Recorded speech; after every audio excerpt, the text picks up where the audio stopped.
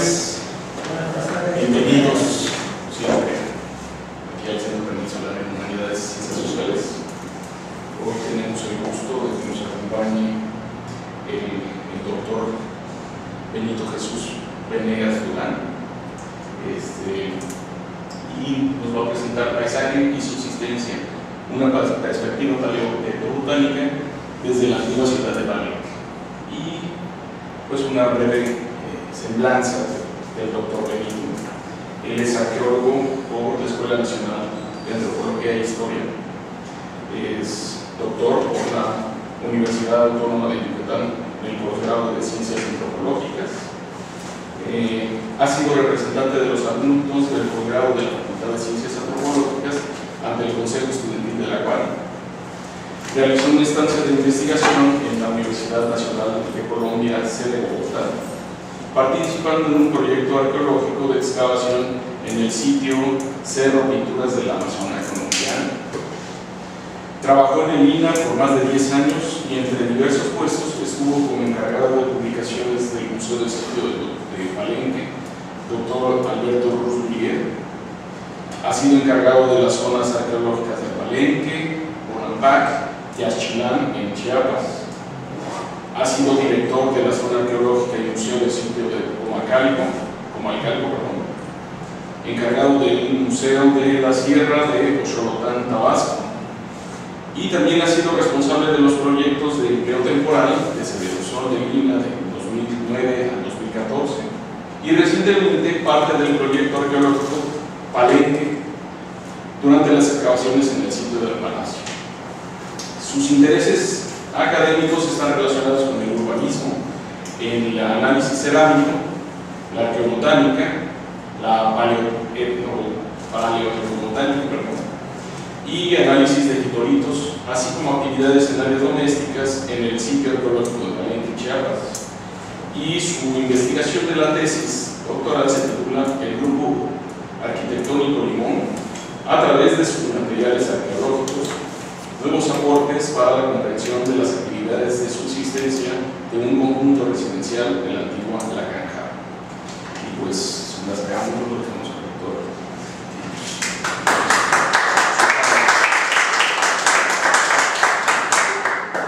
Muy buenas tardes, muchas gracias por estar aquí con nosotros. Muchas gracias también al doctor Pingüi por haber aceptado mi propuesta para mostrar los resultados que yo obtuve en mi tesis doctoral, y pues que puede ser del interés de algunos, de nadie, de todos.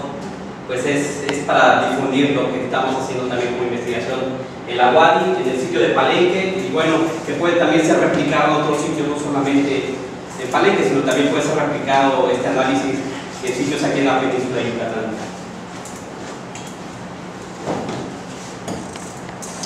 Vamos a empezar brevemente, les voy a explicar un marco introductorio para posteriormente ir hacia los resultados y las conclusiones de mi tesis. Desde nuestra perspectiva actual, pues es un poco difícil podernos acercar a cómo los grupos antiguos explotaron su entorno, el medio natural. Es muy difícil puesto que las tecnologías nos han simplificado muchísimo la vida. Ahora tenemos una manera muy variada para documentar lo que nosotros vemos en la actualidad, cómo se fabrican, cómo se hace la explotación del entorno, pero en la antigüedad pues eso es más complicado acercarse. Nuestra comprensión precisamente de estos procesos de apropiación, expropiación y explotación del entorno se ven limitados, pues hay muy poca literatura, muy pocas investigaciones que van a tratar de entender la relación entre el hombre, el entorno, el medio ambiente, y cómo se da precisamente esta explotación. Nos han llegado muy pocos documentos de época posterior de la conquista, de época colonial, nos han llegado muy pocos documentos, muy pocas crónicas que hagan referencia a cómo los grupos antiguos, cómo se organizaban para obtener recursos naturales. Y obviamente tampoco fue el interés de los españoles, el interés fue otro, fue otras materias, exactamente la apropiación de riqueza, y dejaron de lado cuestiones cotidianas, precisamente como el simple hecho de ir al monte y tratar de hacer recolección, pesca, caza, todas estas actividades comunes y corrientes. Desde el punto de vista, desde el marco teórico, hay dos cuestiones fundamentales para acercarse a cómo estos grupos sociales se apropian del entorno. Uno es la visión del punto de vista biológico, que ve la apropiación como esta larga cadena de eventos para que el hombre pueda obtener una gran cantidad de alimentos para que obviamente tenga un mejor funcionamiento del cuerpo, todo esto se transforma en energía y pueda realizar una gran cantidad de actividades en la vida cotidiana. Esto se ve desde el punto de vista de nutrición, dieta, salud, cuestiones desde el punto de vista biológico. A nosotros nos interesa, bueno, en este caso a mí me interesa verlo desde el punto de vista social, y de acuerdo a algunos investigadores, la comida, los banquetes, todo este proceso, la cadena para apropiarse del medio, de los diferentes recursos, tanto naturales como animales, forman parte muy importante en el surgimiento de los primeros grupos sociales, en la jerarquización de la sociedad, la estratificación. También está ligado mucho con la identidad de los grupos sociales a los que se pertenecen, incluso también en algunas celebraciones religiosas, y también desde el punto de vista político, de intercambio, de economía, es decir, son perspectivas más amplias que se tienen desde el punto de vista social. De acuerdo también a algunos investigadores, toda esta información que nosotros podemos reunir nos va a proveer valiosa información para poder comprender las relaciones entre las personas y también entre los grupos, y cómo se da lo que se ha llamado en la arqueología la integración tanto vertical como horizontal, las relaciones de poder dentro de las jerarquías hacia la gente común y corriente, ¿no? El pueblo. En la actualidad han surgido una gran cantidad muy importante para poder comprender todo esto, y surgieron principalmente dos disciplinas que nos pueden ayudar a comprender cómo se da esta explotación del medio natural. Uno es la antropología de la comida, que lo vemos desde el punto de vista actual. Son estudios que se pueden hacer sobre los grupos indígenas que viven todavía en la actualidad.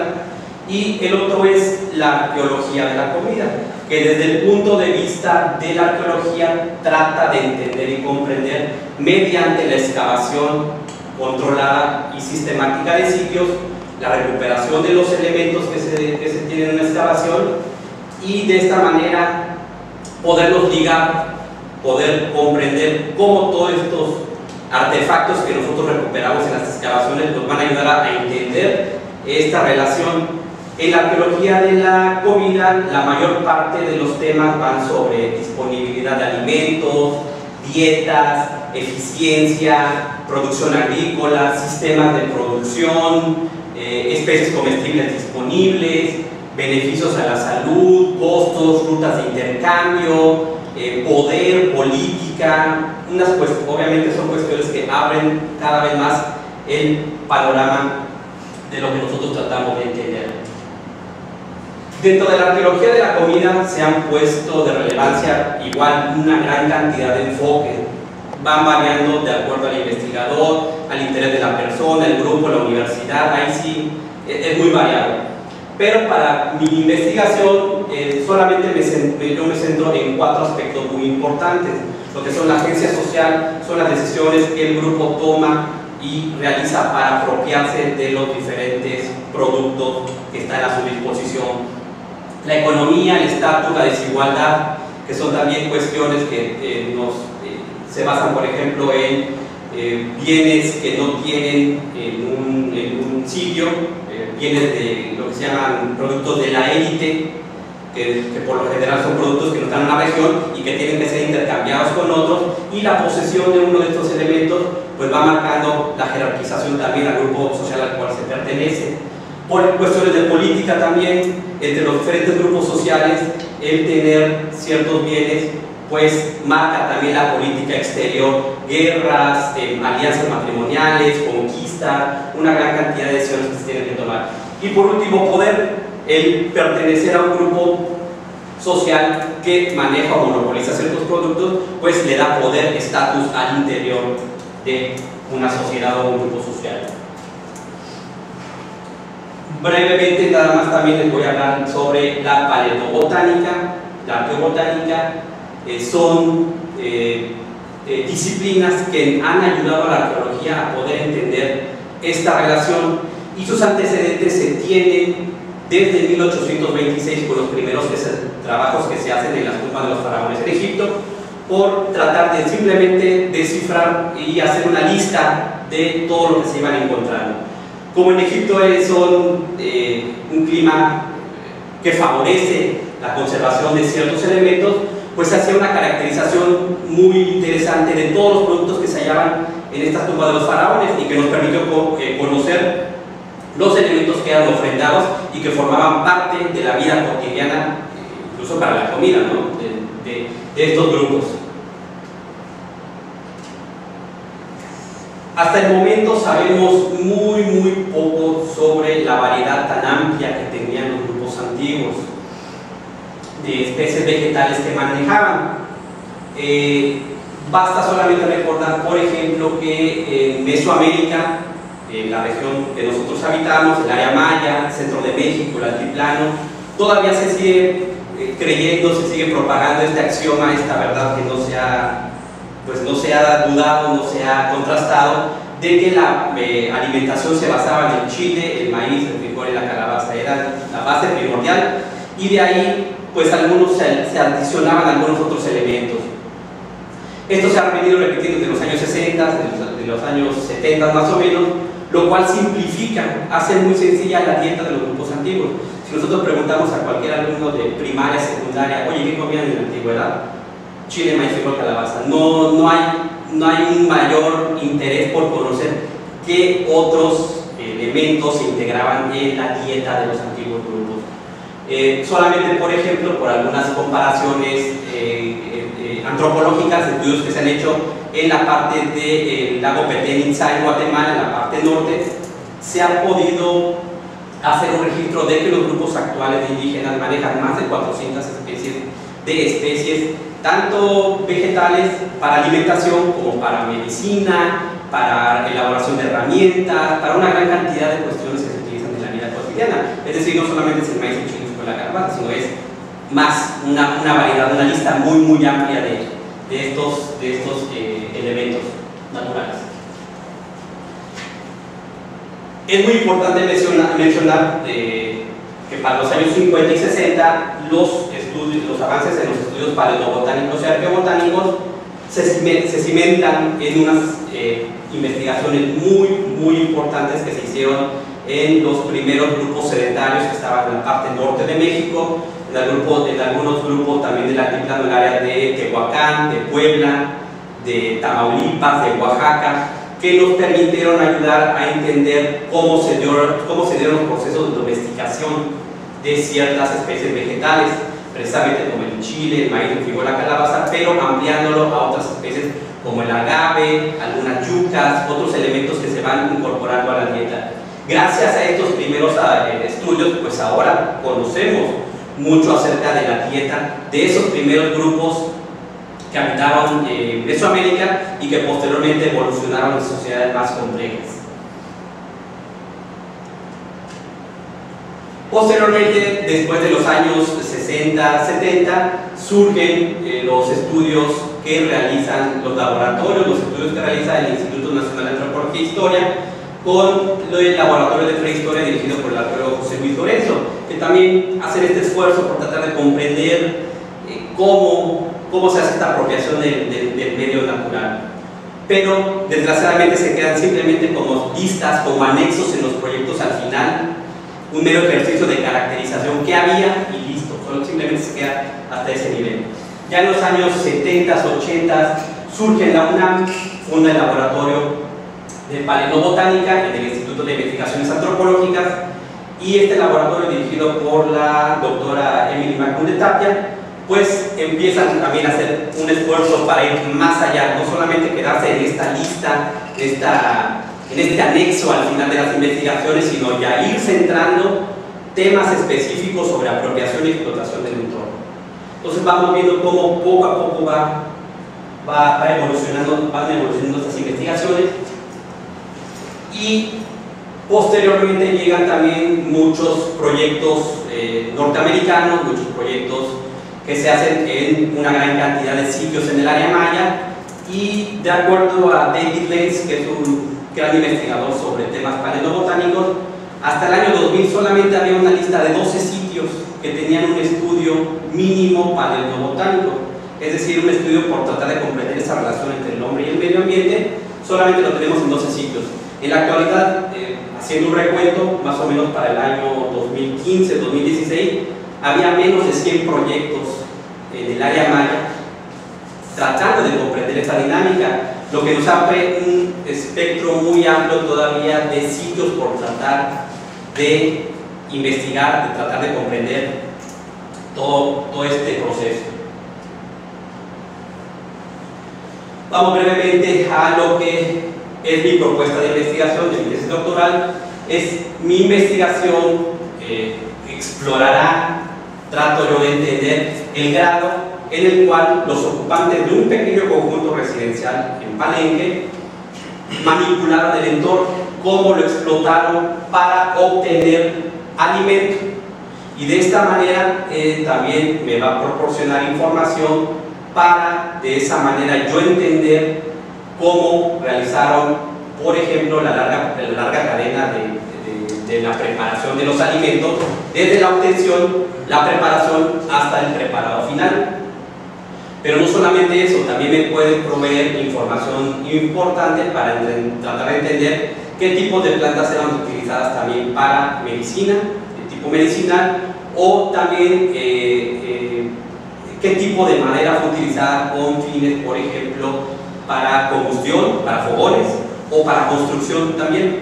Es decir, vamos ampliando un poco más nuestra perspectiva de cómo realizaron esta explotación, y para lo tanto yo realicé un análisis multiproxy. Un análisis multiproxy es un análisis con una gran cantidad, varias líneas de investigación al interior del proyecto grande para hacerme llegar información, diversas líneas de evidencia.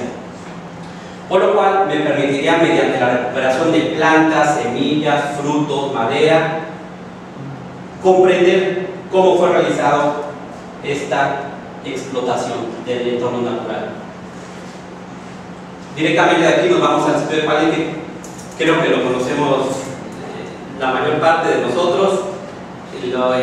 Es un sitio maya ubicado en la parte norte de Chiapas, muy cercano a la ciudad de Villahermosa, más o menos como a 2 horas. Lo que vemos aquí en este levantamiento topográfico es la totalidad de las estructuras que están mapeadas hasta el año 2001. Estamos hablando de más de 1.481 estructuras repartidas en más de 1.771 hectáreas que comprenden todo el sitio de Palenque. Lo que nosotros, bueno, si lo podemos ver aquí, que está en un amarillo más oscuro, es la parte abierta al público, es lo que se puede visitar. Esta sección que está abierta al público son menos de 50 hectáreas de las 1.771, entonces representa una fracción muy pequeña, y obviamente también de estas 50 hectáreas solamente se han intervenido menos de 50 edificios, lo que comprende todavía menos del 10% de lo que fue la antigua ciudad. Es decir, todavía queda muchísimo por hacer, muchísimo por investigar. Aquí ven una línea más oscura, es la carretera que sube hasta el sitio. Justamente donde termina es la parte del estacionamiento, una parte donde no hay edificaciones. Se pasa a la plaza central y está el palacio, el templo de las inscripciones, donde está enterrado el gobernante Kinish Pacal, que es mundialmente conocido por algunas personas dicen que es el astronauta de Palenque. Nada que ver, ¿no? Exactamente nada que ver. El templo de la Reina Roja y el templo de la Calavera. Esto es lo que ustedes pueden visitar en el sitio. Mi investigación se centra a 1,5 kilómetros al oeste del centro del núcleo ceremonial, el conjunto residencial Limón. Ahorita lo vamos a ver más cerquita,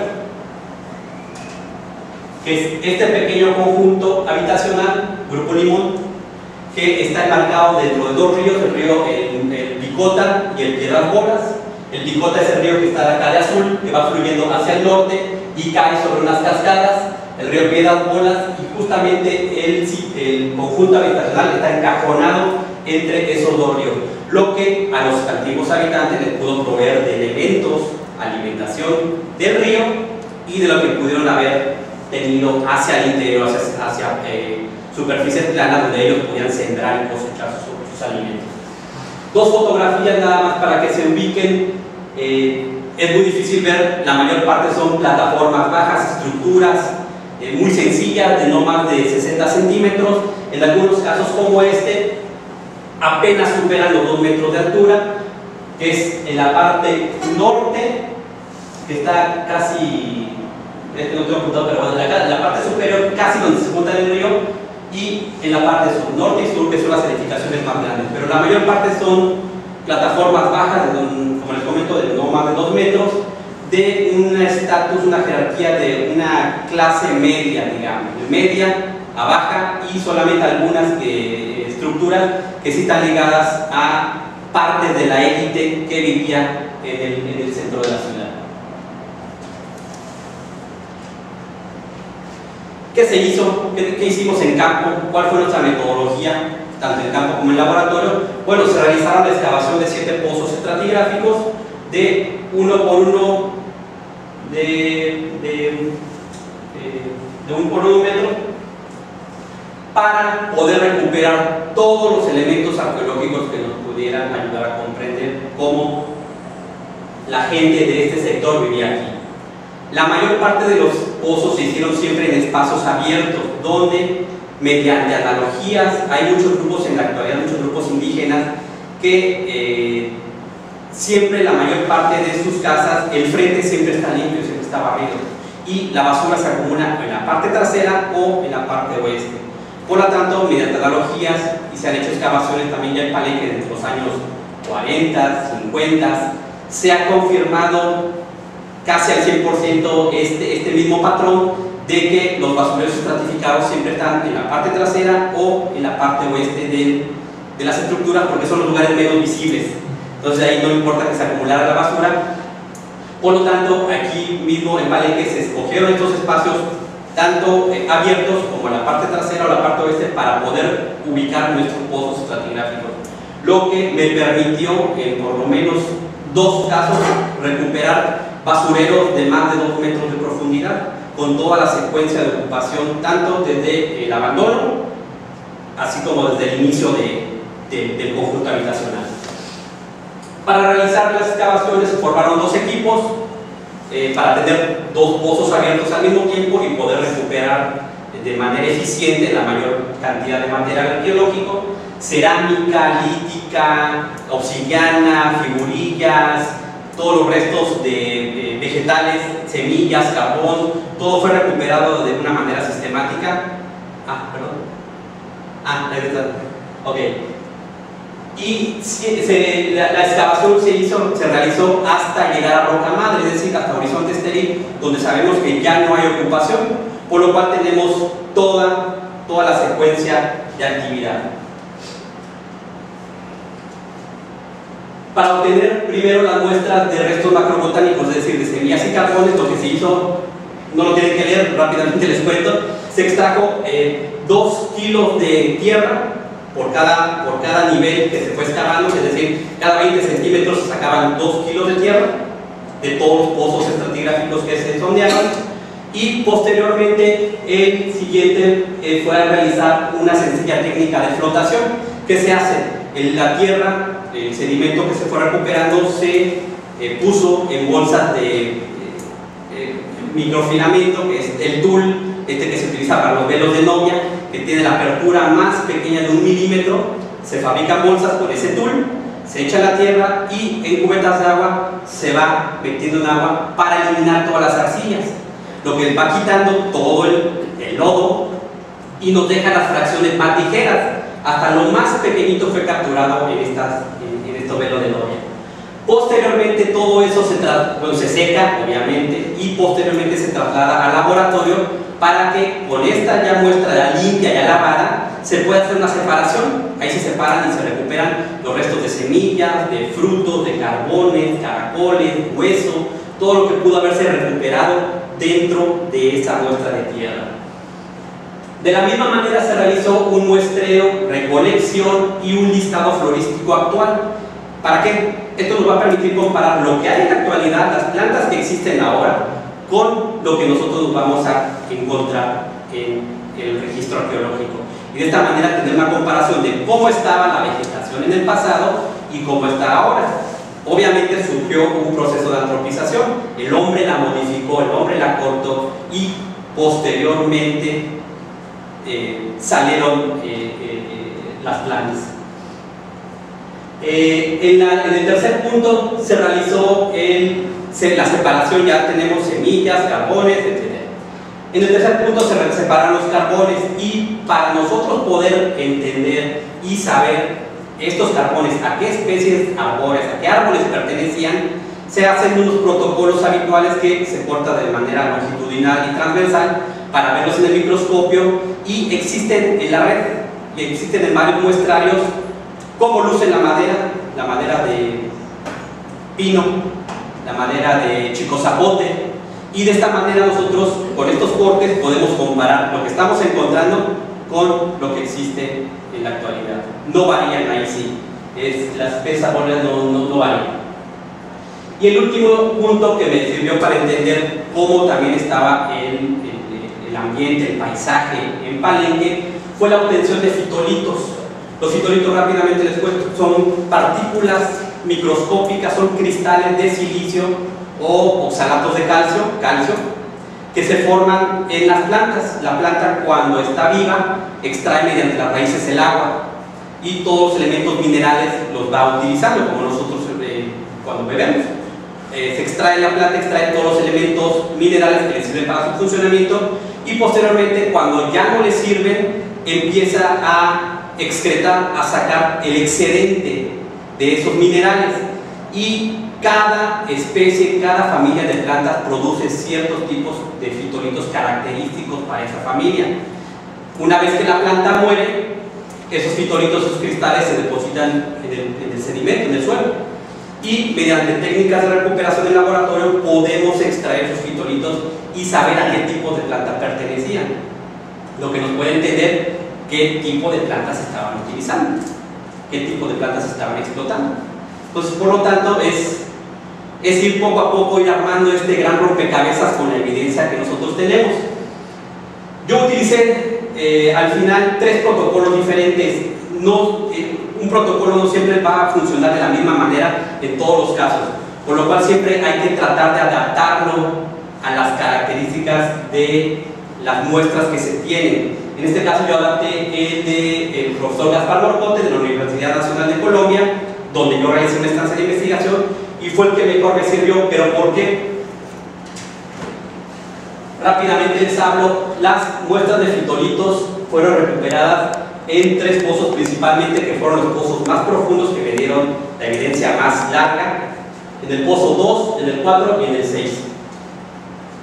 De esos 3 pozos se recuperaron 24 muestras de suelo para analizar y recuperar los fitolitos.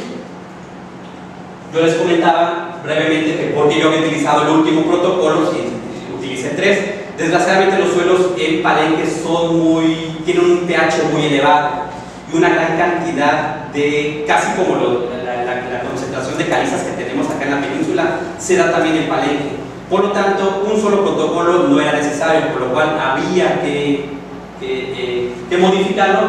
Y bueno, tampoco lo voy a aburrir, pero las cantidades de pH se ven en la tabla central, que son cantidades muy elevadas de alcalinidad del suelo, lo que no permitía que un solo protocolo me pudiera ayudar a recuperar los fitolitos.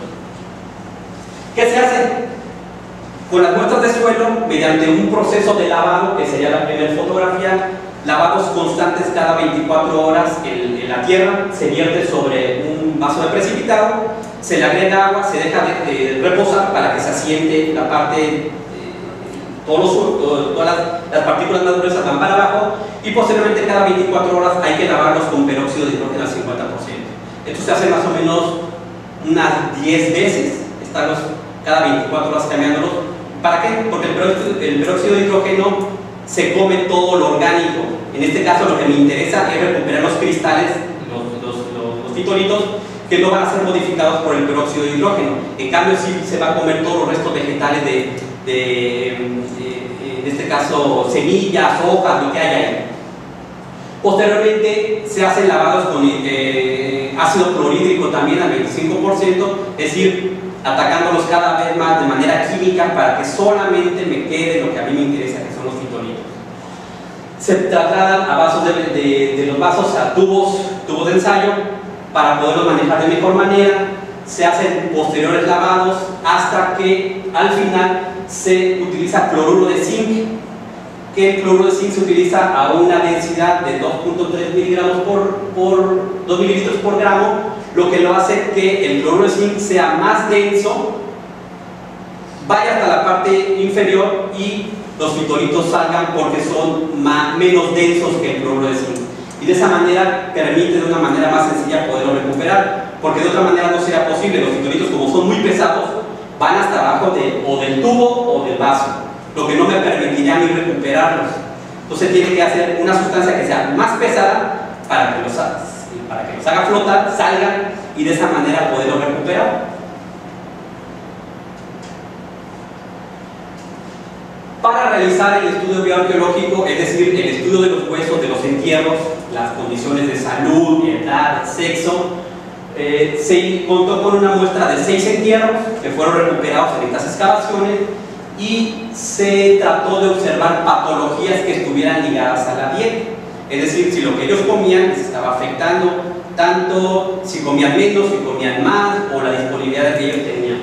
Y se prefirió buscar caries, sarro dental y hiperostosis porótica. La hiperostosis porótica es un engrosamiento de la parte superior del cráneo que es multifactorial, se debe a muchas cuestiones. En unos casos puede ser por dieta, porque no se tiene la cantidad necesaria de hierro en la sangre y por lo tanto se va haciendo el engrosamiento.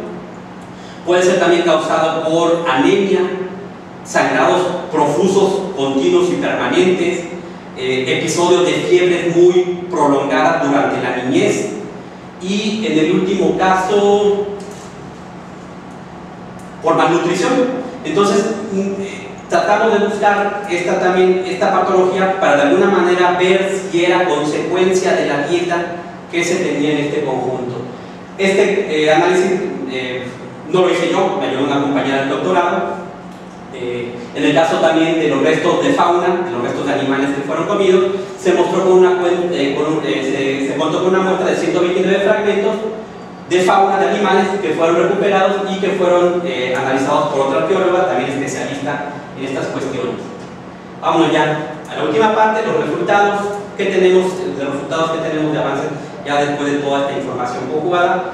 Antes de ir a eso, es pertinente mencionar que debido a que no hay estudios de fitolitos, de este tipo de cuestiones que son pues, más recientes en México, no se tiene la información necesaria, para lo cual es necesario crear colecciones de referencia de fitolitos y de maderas. En este caso recientemente ya en el CICI hay algunos catálogos de maderas, de semillas, pero de fitolitos es nuevo, no hay realmente. Por lo tanto, hay que crear colecciones de referencia para que nosotros podamos comparar lo que nos estamos encontrando con las especies actuales y de esa manera saber qué tipo de especies estaban comiendo. En este caso yo realicé tres colecciones de referencia de maderas, de fitolitos actuales, de especies comestibles, que sería el de la izquierda, y el de especies también de palmas actuales, fitolitos de palmas actuales. Lo que eventualmente me permite tratar de entender cuál era la explotación que se tenía. Esa es una mini colección de maderas con fines económicos, obviamente. Y vámonos ya a los resultados. ¿Qué tenemos en cuanto a la cerámica? El análisis cerámico, después de concluirlo, me permitió saber que el conjunto residencial estuvo habitado desde el periodo preclásico, estamos hablando del 150 a.C., hasta el periodo clásico tardío terminal, que fue el abandono del sitio en el 810. Es decir, tenemos toda la secuencia de ocupación, desde que se funda el sitio hasta que se abandona. Tenemos un pico poblacional, ahí se me borraron los valores, pero bueno, son más o menos del 40-50% acá. que me permite saber que durante el clásico tardío del 600 al 800 después de Cristo se da la mayor densidad poblacional. Es el momento en el cual un mayor número de personas están habitando ese conjunto residencial. Por lo tanto, la mayor parte de la explotación de los recursos se da en este periodo específico del siglo.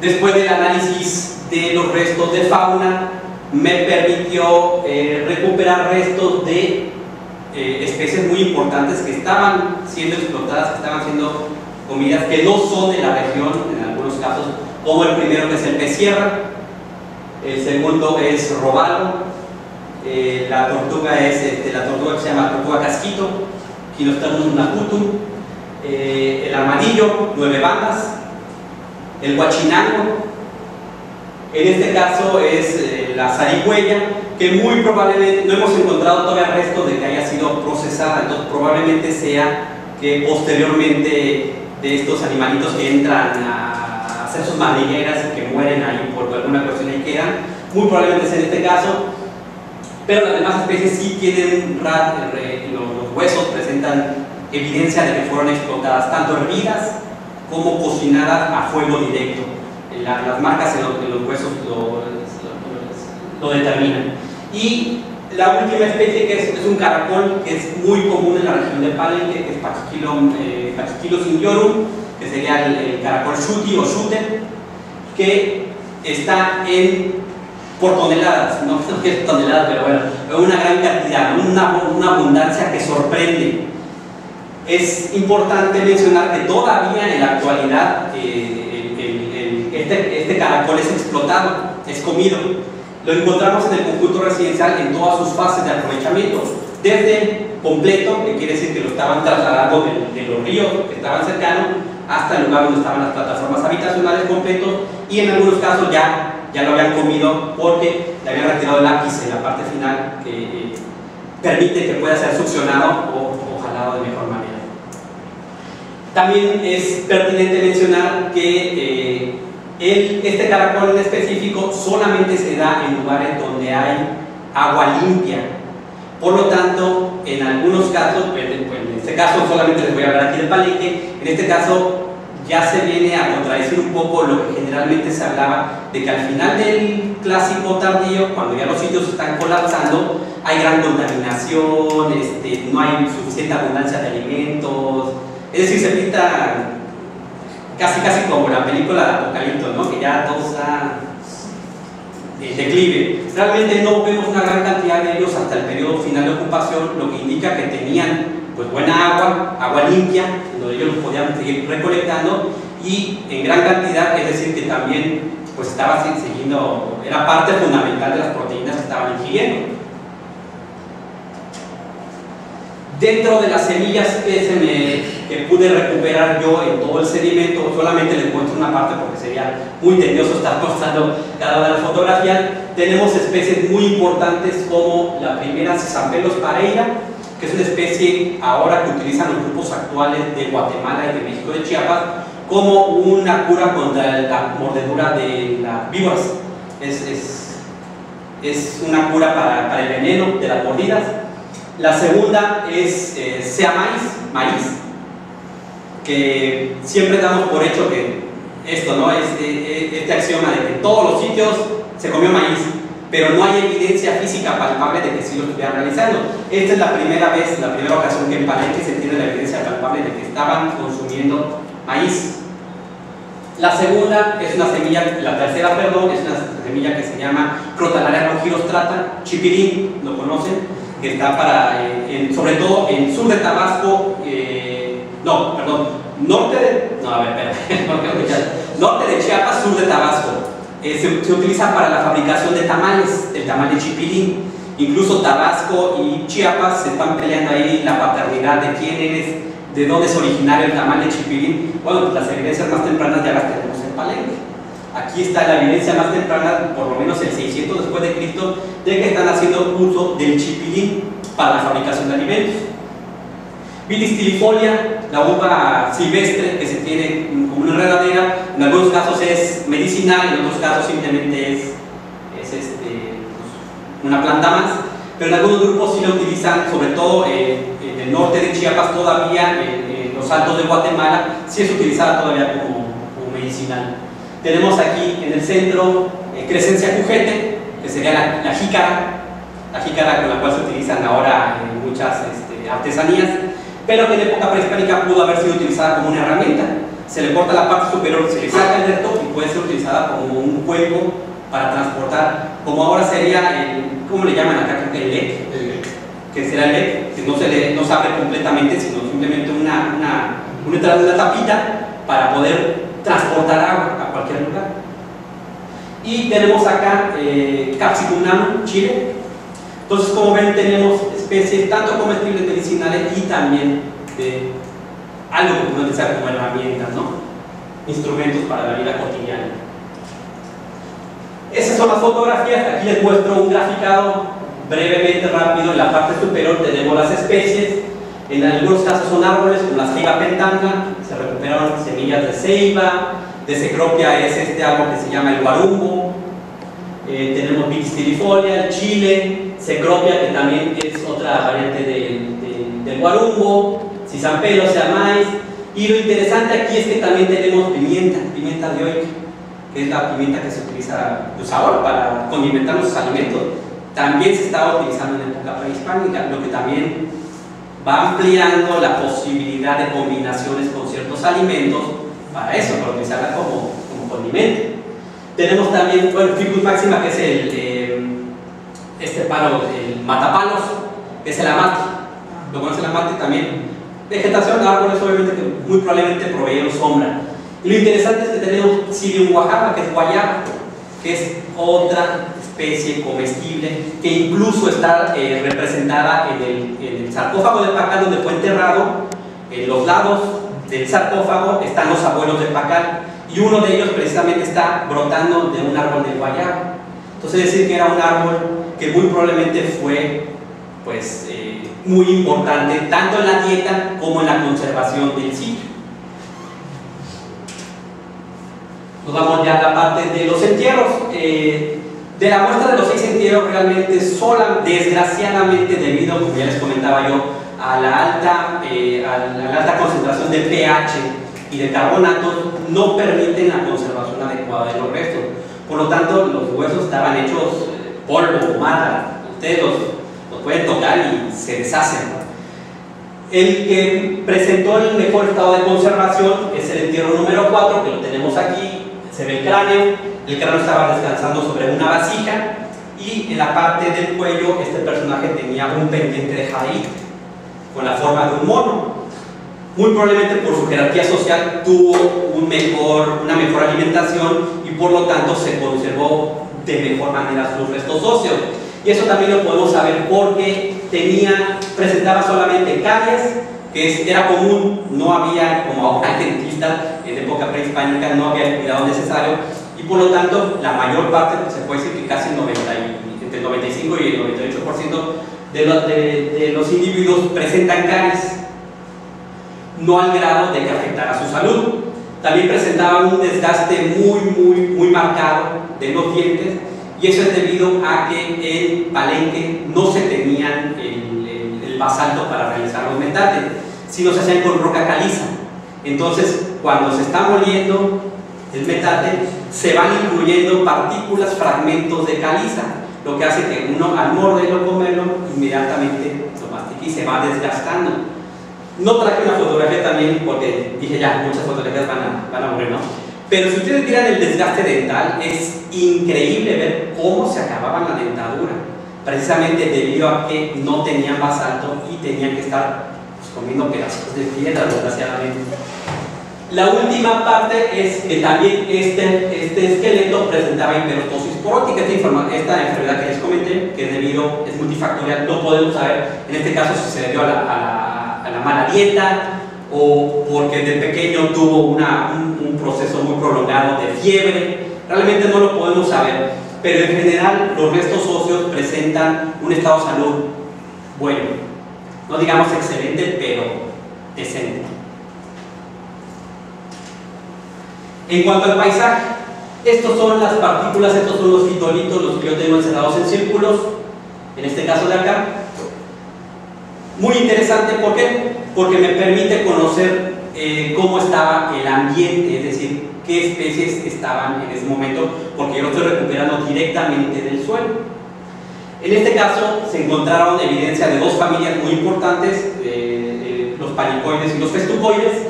No los voy a poner tampoco con toda la... Solamente les voy a decir que en los casos de estas dos primeras fotografías, este que está aquí, que es un tricoma que se ve como una garrita, ¿lo ven acá? Este caso que se ve como un rectángulo, esta es una parte de la anatomía de una planta. Estos cuatro, 1, 2, 3, 4, 5, son de gramíneas, son de pastos, son característicos de pastos, lo que quiere decir que no tenían vegetación, sino que la mantenían cortada y tenían simplemente pasto. Eso quiere decir que muy probablemente arrasaron, como se sabe, hay muchas investigaciones que arrasaron con el entorno para poder emplazar la unidad habitacional y tenerla libre a la vista. Provee mayor iluminación, mayor ventilación, mayor control de la gente, provee muchísimas otras cuestiones de control político. Y en este caso lo sabemos por estos fitolitos que los tenemos aquí. En este caso son los panicoides, en este caso son los festucoides, este fitolito que está aquí y este que está aquí, que también son de pastos ligados a vegetación silvestre, es decir, no la estaban sembrando, salieron, ¿no? En la parte de allá, en la parte superior, ven el círculo, es un fitolito de palma, el que está encerrado aquí también. Por lo tanto, estaban dejando ciertos elementos que a lo mejor les proveían pues sombra, en algunos casos frutos, o en otros casos también las palmas para techamiento de algunas estructuras, ¿no? Sabemos que simplemente en algunos casos ponen la plataforma, se ponen 4 postes y se hace una techumbre de palma. Entonces muy probablemente estaban dejando esto porque les era útil, les era necesario. Ya en cuanto al análisis de los carbones, recuperé una gran cantidad de carbones, lo cual me permitió por lo menos 4 especies, identificar 4 especies principales.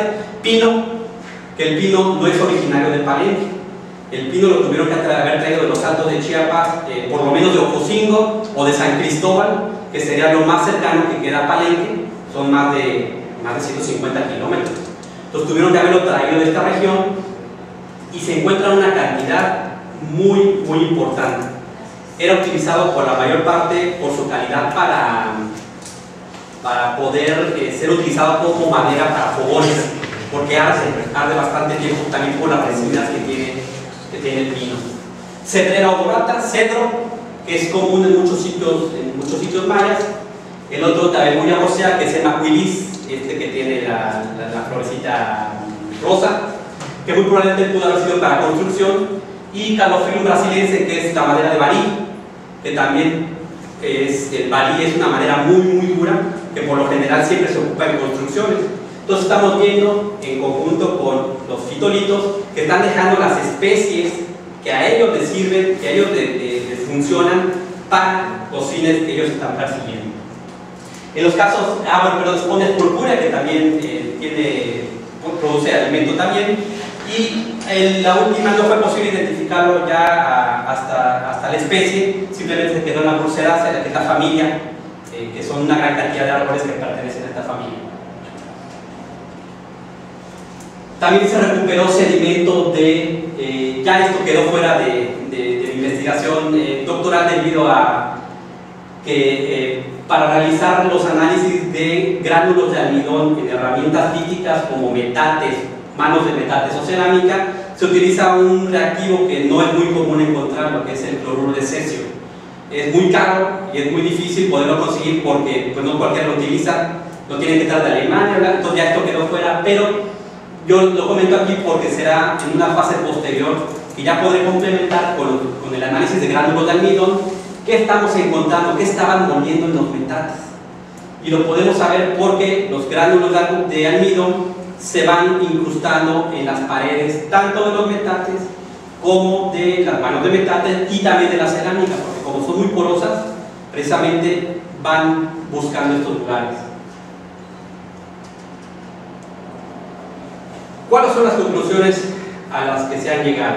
Bueno, podemos saber que el conjunto arquitectónico, el conjunto residencial Limón, tiene toda la secuencia proporcional, ya lo vimos, desde el preclásico tardío del 150 a.C. hasta su abandono en 800 después de Cristo. ¿Qué tenemos? Tenemos una variedad bastante importante de especies comestibles y medicinales. Yo solamente les mostré una pequeña parte de lo que hay, pero hay muchas más especies también comestibles. Tenemos una variedad de proteínas para ingesta diaria con estos peces que fueron traídos de otras partes. Por lo menos lo que es el pez sierra y el huachinango, pues tuvieron que haber sido traídos o del Golfo o de la zona de Campeche, lo que implica también una red de comercio o intercambio más amplia de lo que se pensaba. Realmente se pensaba que Palenque la alimentación la obtenían en más o menos un radio de 100 kilómetros de la zona, lo cual pues ya no. Vemos que están ampliando, se amplía esta red de intercambio y traen su alimentación de más allá de 100 kilómetros. ¿Qué tenemos? Un paisaje sin gran vegetación primaria, es decir, no había selva. Y vegetación secundaria, una vez que cortan la selva, pues lo que sale después es esto que se llama cahual, que sale una vez que ya no hay ninguna intervención humana. Entonces, no hay vegetación primaria, no había selva, y tampoco había vegetación relacionada con los acahuales, lo que había era puros pastos. Entonces quiere decir que mantenían la vegetación a raya. Como vivía ahí la gente, pues trataban de mantener limpios el terreno donde estaban ellos ubicados. Muy importante la madera de pino porque es importada, lo que nos está hablando también de cuestiones políticas, de poder, de relaciones intergrupales. Sabemos también por las inscripciones jeroglíficas que el sitio más cercano que controlaba todo este comercio de madera en la parte de Chiapas era Toniná. Toniná y Palenque mantuvieron durante toda su vida como entidades políticas un enfrentamiento constante. Incluso sabemos que uno de los gobernantes de Palenque fue capturado y fue cautivo en Toniná. Hay el monumento, ahorita no recuerdo el número del monumento, pero está el monumento del gobernante de Palenque, ya desprovisto de todo su atavío, ya listo casi para sacrificarse. Entonces sabemos que mantenían una rivalidad muy grande y por lo tanto en algún momento tuvieron que llegar a algún acuerdo político de alguna cuestión para poderse hacer de esta madera de pino para su utilización como en los fogones.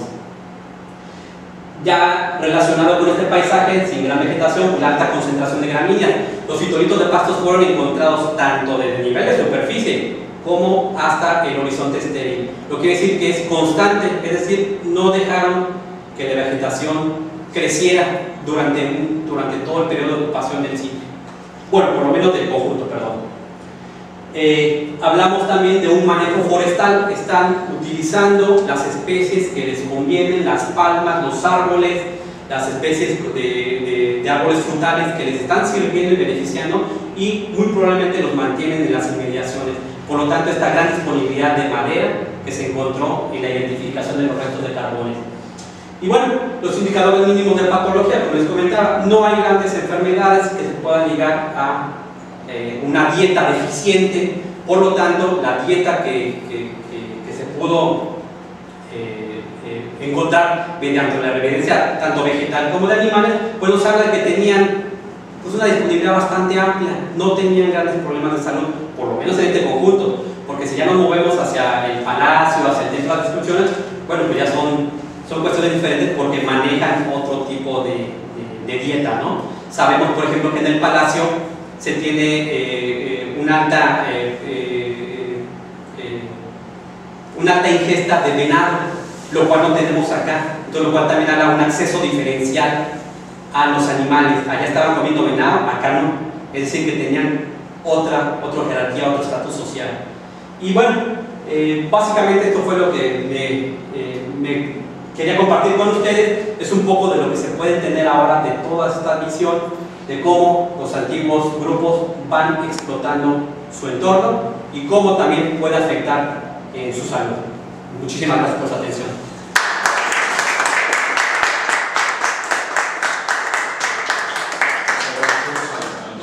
Y tenemos bastante tiempo para preguntas. Un poco por mi formación como médico veterinario, ¿no? Pero me llama la atención que no hubiera especies animales como el Agnes, como Ruti, y el otro aspecto, el manejo de la miel. No sé si en esta zona, porque sabemos que todo esto, la miel de Melipona la explotaban los mayas, ¿no? O sea, no hay otros aspectos de proteína de origen animal, de animales domesticados o semi-domesticados. Sí, no, desgraciadamente en este caso solamente hablo del conjunto residencial en el cual estuve explorando. Sí, no hay esa evidencia. Muy probablemente, como yo les comento, sea un acceso diferencial. Probablemente sean de otro estrato social o, como se encuentran también enmarcados entre estos dos ríos, no veían la necesidad tal vez de tener los recursos que tenían tanto de caracoles como de peces que les puedan llegar. Entonces, quizá, no digo que haya sido así, pero quizá no vieron la necesidad de tener pavos o otro tipo de roedor, bueno, de la roedores más grandes, o incluso venado tampoco. Eso también salta, ya me lo han hecho notar mucha gente que salta porque en muchos sitios mayas es lo común: venado, pavo, faisán, o sea, otras especies. Estamos hablando de un caso atípico.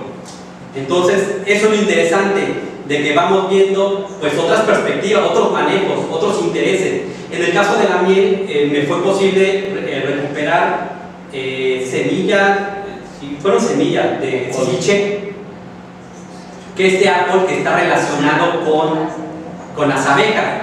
Y en Palenque se han encontrado ciertos tipos de contenedores que son como los jóvenes de Paraná.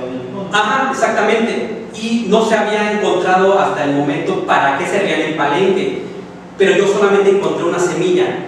Desgraciadamente no podría yo generalizar que estaban haciendo uso, acopio de miel o el uso de las abejas por una sola semilla.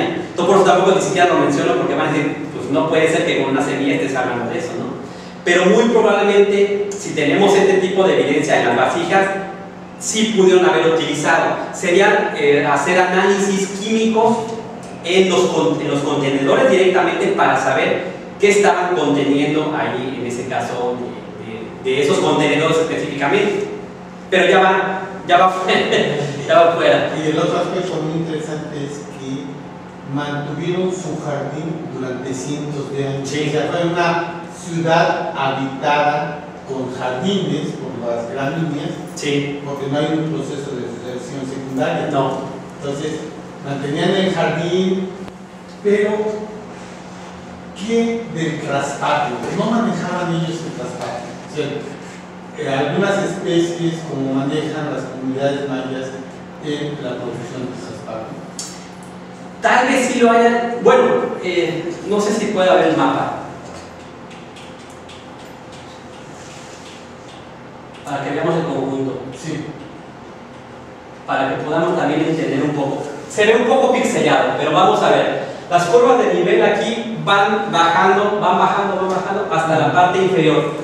En la parte del centro está muy lleno de estructuras y se hacen como terraceado. Muy probablemente la topografía no les haya ayudado a tener, digamos, un espacio amplio, un patio donde ellos pudieran tener, pues sí, árboles o los pavos o su cultivo de chile, o su cultivo, exactamente, no les permitían por la topografía del sitio. Este conjunto pues, fue modificado por más de 1000 años. Entonces, en algunos casos no están tampoco representados topográficamente, pero hay una gran cantidad de escombros que probablemente removieron ellos. Entonces, tampoco había espacio un espacio limpio, plano, para que ellos pudieran ubicar pues el arbolito. Yo me siembro mi pequeña parcelita de maíz, o pongo mi chile o mi calabaza. No les daba el espacio. Más que nada fueron cuestiones de espacio que no había ya disponible. Sí, probablemente esta comunidad, como usted dijo hace un momento, era una comunidad de clase media, ¿sí? No era una comunidad de agricultores. Exactamente. Entonces, sí, también. Entonces no eran más bien probablemente comerciantes. Probablemente. Sí, claro.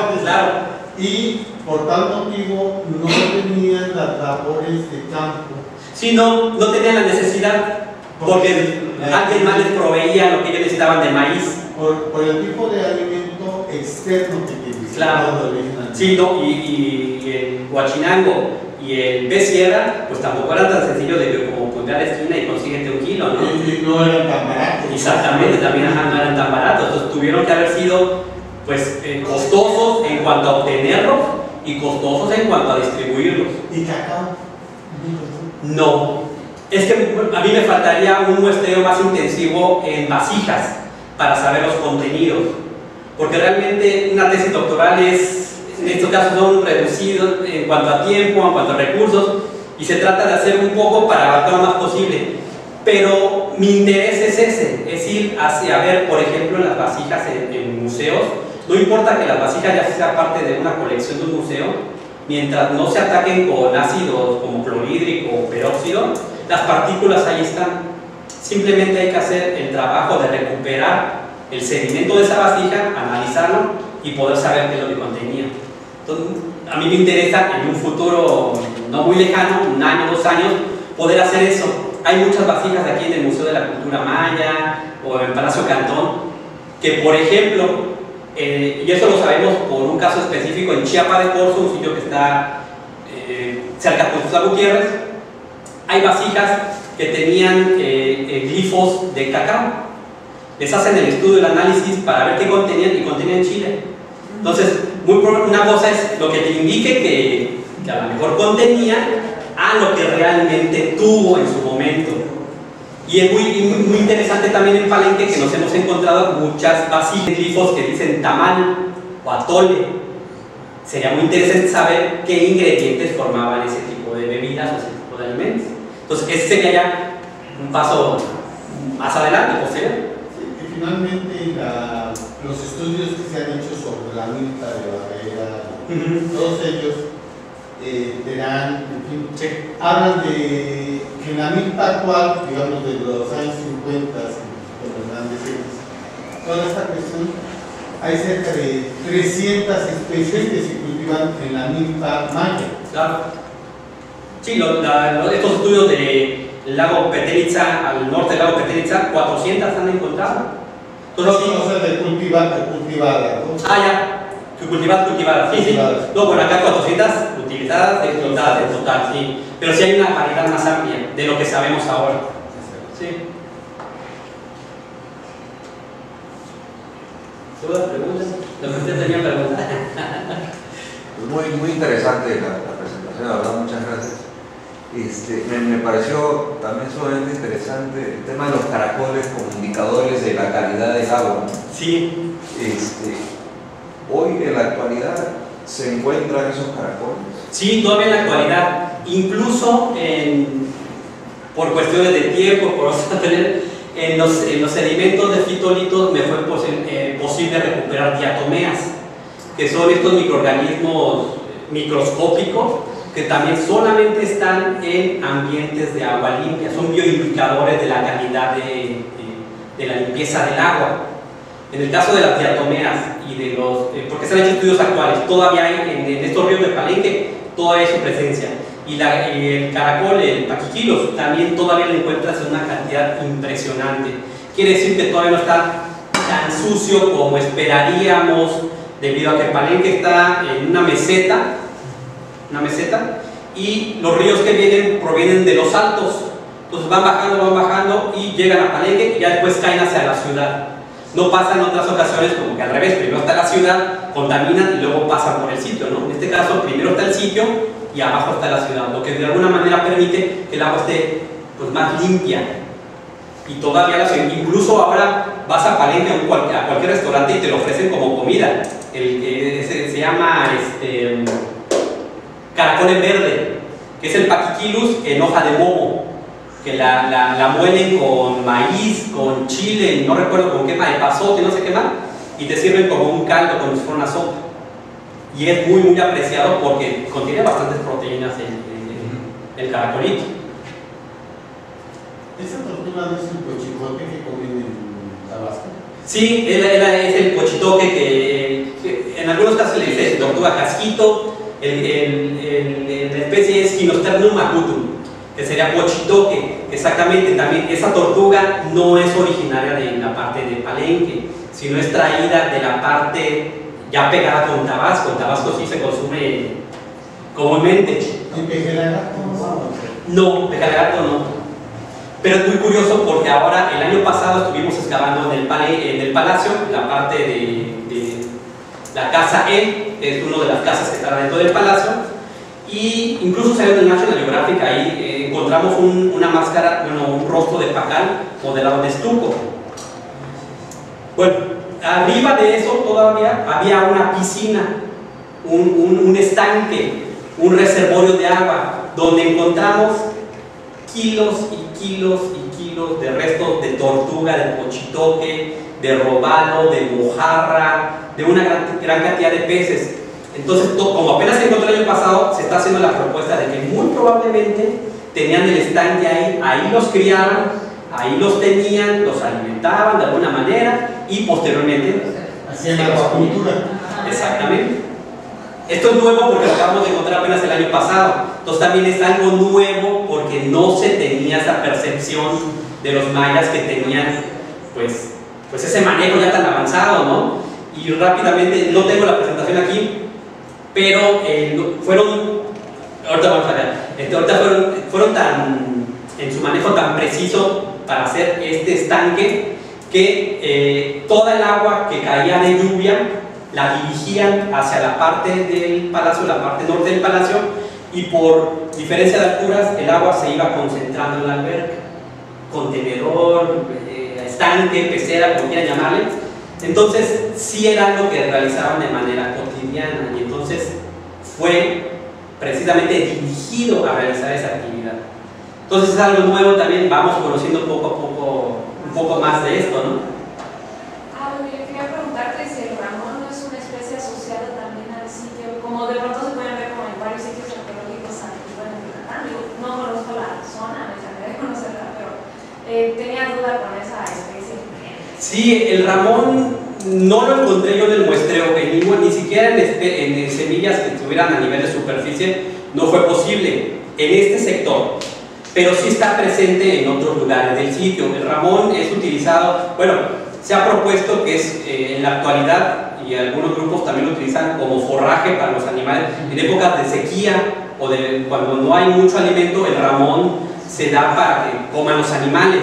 En época prehispánica, de acuerdo a algunas propuestas que hizo un arqueólogo por los años 60-70, Harrison, él proponía que el ramón era utilizado ya como el último elemento para comer. Cuando había escasez de alimentos, se empleaba para ser comido. En este caso, yo no encontré, solamente en esta pequeña parte. Pero en otras partes, como te comento del sitio, sí hay, y muy probablemente sí lo hayan utilizado como fue propuesto, ya como última instancia, ya para ser comido. Probablemente como forraje para venado. Sí. Probablemente tenían encierros de Como venado. forraje. Si tenían acuacultura, probablemente tenían encierros de venado, tenían encierros de tepezcuintle y tenían encierros de meleares. Probablemente, hasta a la fecha, la única especie domesticada en Mesoamérica que nos ha llegado es el guajolote, el pavo, pero a diferencia de Sudamérica, que se sabe que domesticaron la chinchilla, el conejillo de Indias, el cobayo y los camélidos americanos. Pero aquí algunos probablemente los domesticaron, los semi-domesticaron, estaban en proceso de domesticación cuando la llegada de los españoles, el colapso de algunas ciudades y se volvieron a silvestrar. Sí, se ha propuesto también que en alguna parte de cuando se realiza la siembra de la milpa, se deja perder una parte, que es la que va trayendo a los venados para que se vayan acercando a comer, pierdan el miedo y se puedan acercar. Una parte que yo tengo también ahí que quiero realizar en algún momento es, yo hice análisis de sarro dental. Los fitolitos se pueden depositar en el sarro, la placa que tenemos en los dientes, y de esa manera saber qué estábamos comiendo. En los animales funciona de la misma manera. Una de mis ideas también que en algún momento quiero realizar es realizar la recuperación de sarro dental en dientes de venados para saber si los estaban domesticando, porque son diferentes las especies de plantas que comen en el monte que las que le está proporcionando el hombre. Entonces, si el hombre los está tratando de domesticar, encontraríamos una mayor proporción de fitolitos de maíz en la dentadura de los venados. Y de estas caminias, de estas Ajá. cáceas, panicum, Exactamente. probablemente de Ramón. Exactamente, entonces ya sería algo más dirigido para domesticarlo que algo que puede en el monte conseguir, ¿no? Entonces, eso también es muy interesante porque también así como que lo tengo flotando por acá. ¿Podrías poner el mapa completo? Es que a mí me salen varias dudas, ¿no? Paisagísticamente, aquí. Esa es la cuenca en la que está, ¿no? La de la izquierda. Sí, este es el sitio, todo es una meseta natural y el grupo Limón está justamente aquí, entre los dos ríos, antes de caer las cascadas, que es eso más azul que se ve, es una cascada eso. Sí, porque entonces, ¿dónde estaba la parte de siembra? ¿Y dónde estaba la parte de vegetación primaria? Porque sí, y además este lugar donde estaban asentados, pues era un lugar privilegiado, porque tenías agua. Porque tenía agua constante todo el tiempo. Realmente sí, su estrato social, pues era de privilegiado, ¿no? Claro. Por eso también, como bien dices, pues tenía muchos animales de intercambio, más que los que podrían ser propios del lugar, ¿no? O sea, tienes muchos animales que se podrían haber explotado y estabas comiendo pescado. Sí. Claro, eso también era parte del estrato social, pero me llama la atención entonces, si tú tienes todo tu paisaje, ¿de dónde estás agarrando? Porque también son tributarios. Claro. Entonces, ¿dónde estás haciendo la milpa que está dotando y dónde está la vegetación? Vamos primero a la vegetación. Se han hecho, desde las primeras investigaciones que se hicieron en Palenque, desde 1800 hasta las últimas, que fue el año pasado, se ha hecho una documentación de los procesos de excavación. Sobre todo en la parte central se han detectado y se documentaron en la parte plana, digamos, entre las estructuras, pisos de más de 10 centímetros de estuco, por lo menos en el centro, lo que te indica que ahí no había nada, había una plancha de estuco.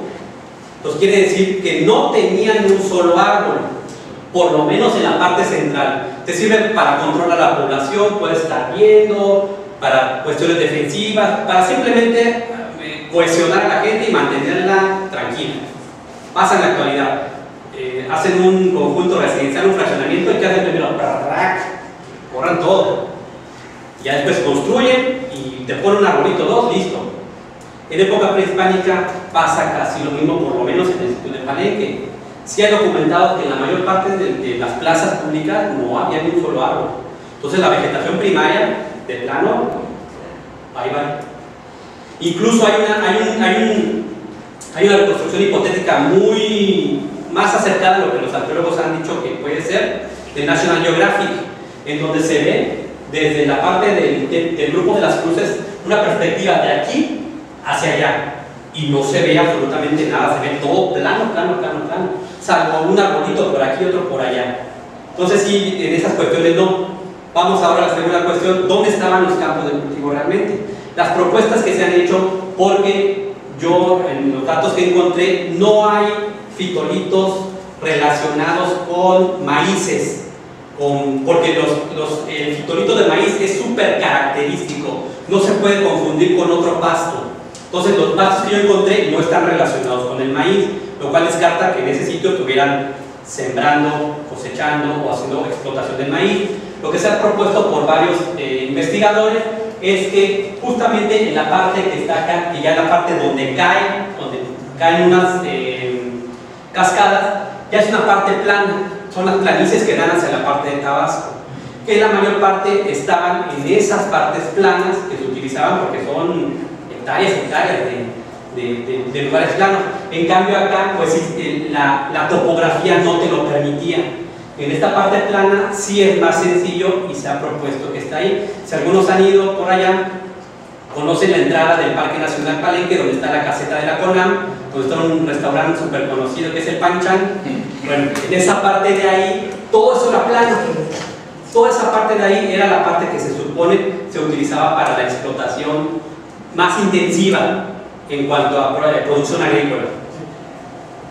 No hay evidencia de terrazas. Sí, pero terrazas constructivas, no terrazas agrícolas. No. Esta parte de aquí que tenemos son las elevaciones, son pendientes muy pronunciadas de aquí, en esta parte de acá. Desde 2004, 2005 tuve la fortuna de estar excavando en Palenque, realizamos más de 150 pozos desde el inicio del sitio hasta el final, lo que nos permitió documentar cómo fue creciendo el sitio desde que se ocupó hasta que se abandonó. Y gracias a eso pudimos detectar una gran cantidad de terrazas constructivas. Lo que hacían era ganarle terreno a la montaña.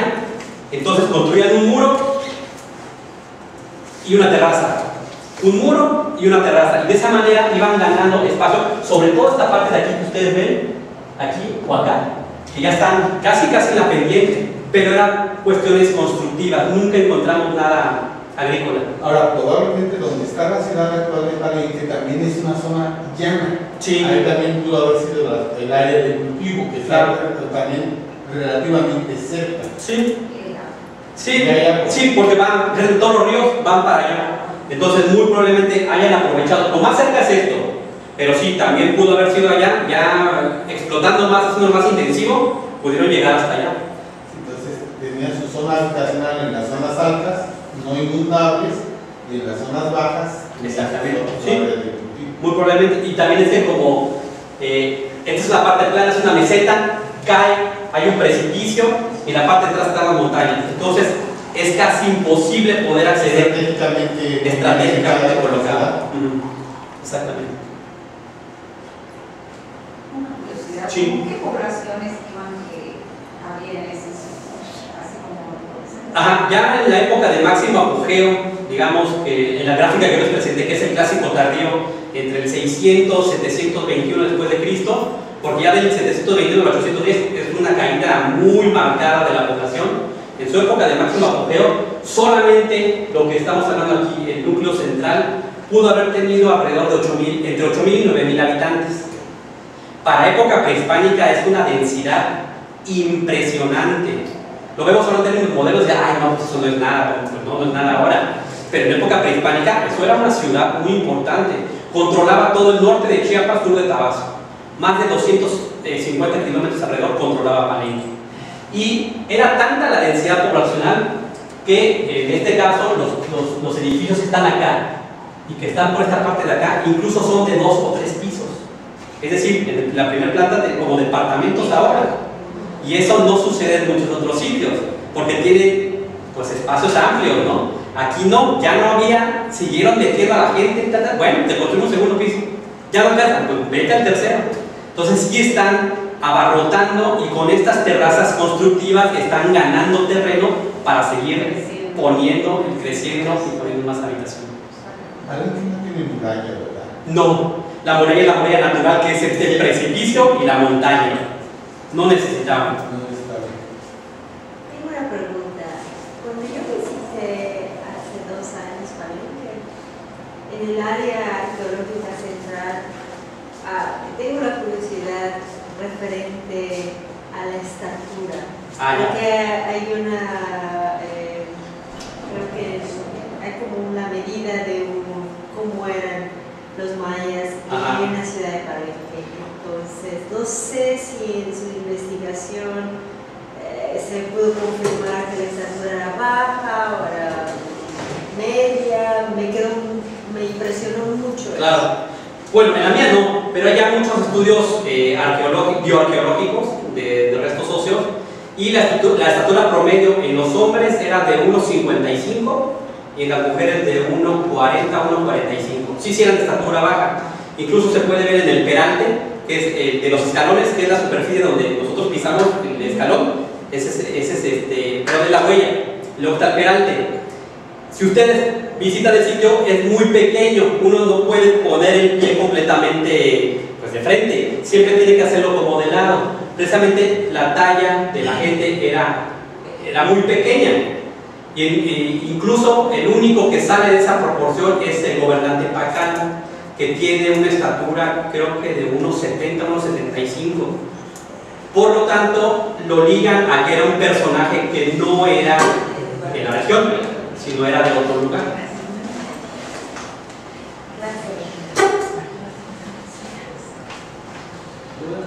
Bueno, también el desgaste de la dentadura habla de una persona de edad avanzada, que sea 60 años, 50, 60 años.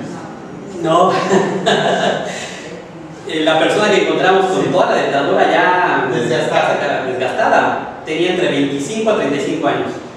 El promedio de vida en época prehispánica, por lo menos en el sitio de Palenque, era de 29 años.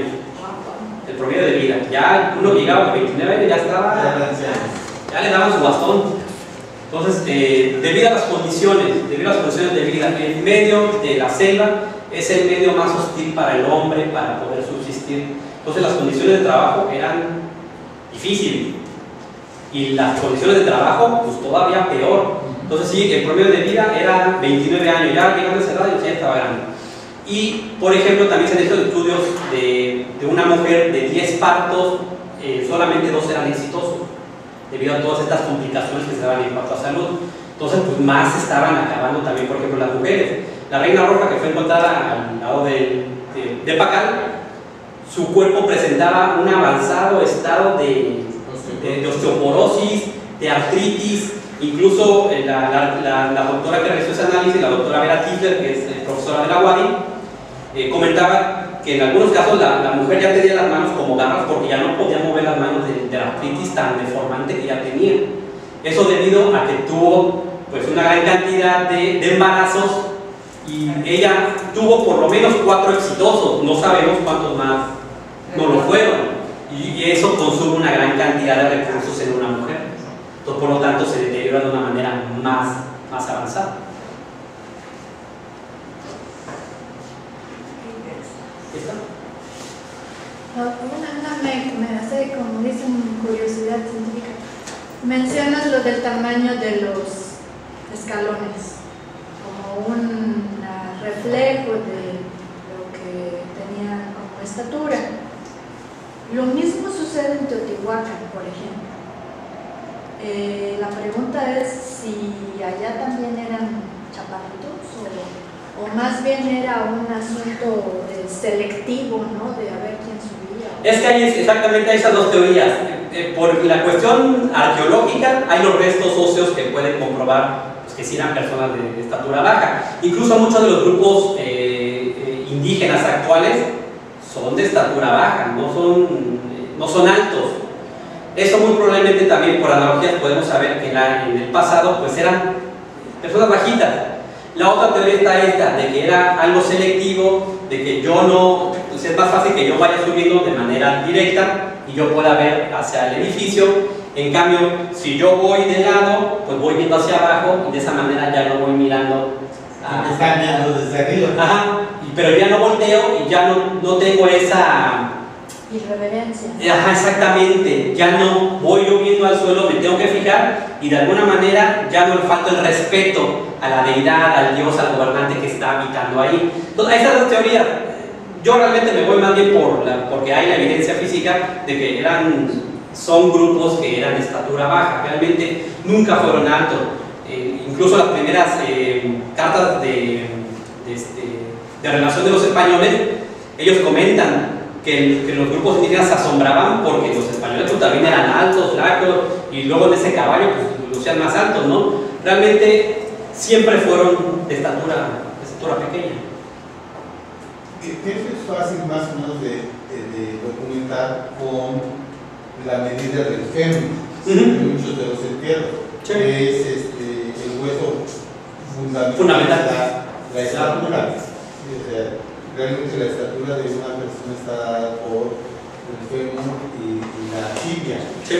¿Sí? ¿Y por qué? Porque el tronco es muy similar en todos los individuos. Claro. Sí, y por eso ahí sí hay la evidencia. En cuanto a que no se podía voltear, pues se manejan de estas cuestiones románticas, ¿no?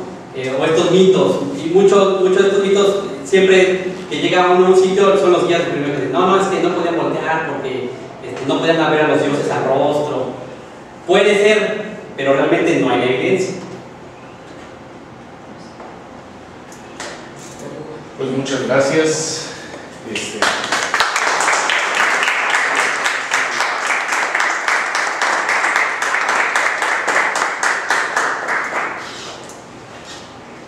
Pues muchas gracias al arqueólogo Benito Jesús Venegas Durán y el Centro Peninsular en Humanidades y Ciencias Sociales de la Universidad Nacional Autónoma de México otorga la presente constancia por compartir sus conocimientos y experiencias en el Seminario Permanente de Biología, Patrimonio Cultural y Diálogo de Saberes con el tema Vida cotidiana y subsistencia de un pequeño conjunto residencial de la antigua ciudad de Panamá.